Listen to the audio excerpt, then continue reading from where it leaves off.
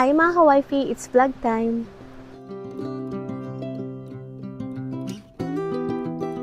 Hello mga ka-wifey, kamusta po kayo? Today, ang pag-uusapan natin ay ang aming wisteria. Ayan na siya, oh. Ayan, oh.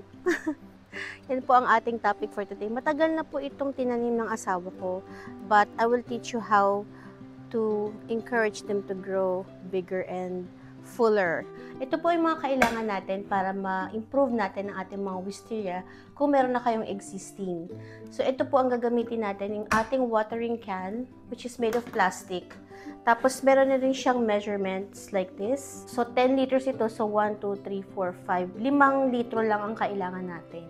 So, ang ginamit kong tubig dito ay rainwater. Kailangan din natin ng wisteria na fertilizer. Fertilizer na ito, kailangan lang is 1 cup for 2.5 liters of water. So, since we have 5 liters of water, kailangan lang natin ay 2 cup nito. Paano tayo makakaroon ng rainwater? Ayan, so ito ang tinatawag na rain butt or rain barrel. So, ang laman nito ay tubig ulan. Meron kaming setup niya na meron siyang alulod, and lahat ng rainwater papasok dito. Ito guys, tinatry namin i-revive, pero mukhang wala ng pag-asa to. Pero try namin. Pero yan yung tubig niya, ayan. Mura lang to guys, nakita ko to sa Lidl's, £19.99. So, ito yung pinakagripo niya. Ayan. So, yan ang ating kailangan sa ating pagtatanim ng wisteria. Normally, dito sa bahay, ang ginagamit namin is rainwater or yung tubig sa river para mas natural yung pandilig natin ng tubig.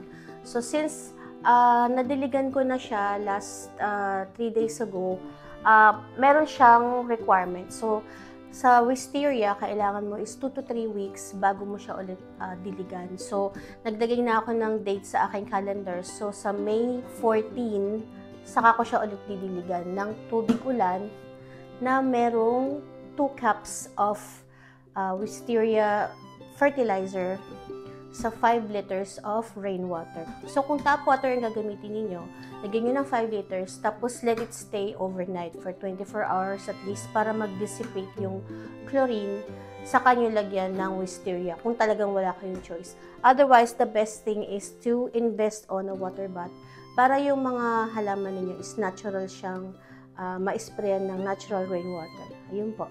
Last year, walang lumabas halos na bulaklak dyan sa aming wisteria.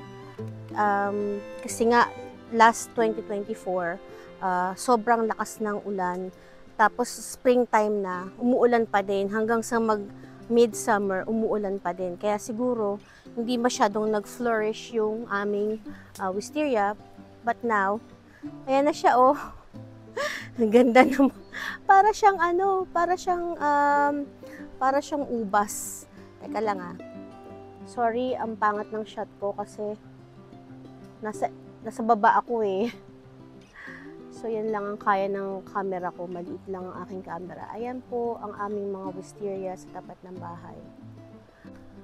Ayan mga ka-wifey, sana nagustuhan ninyo ang aking mini vlog about wisteria. So yun po, last year talaga promise, wala yung ganyan. Kasi malungkot ako last year, sabi ko, honey, ba't ganun? Wala tayong wisteria, sabi niya, hindi ko rin alam. But ni-research namin and we're so grateful na tumubo siya this year.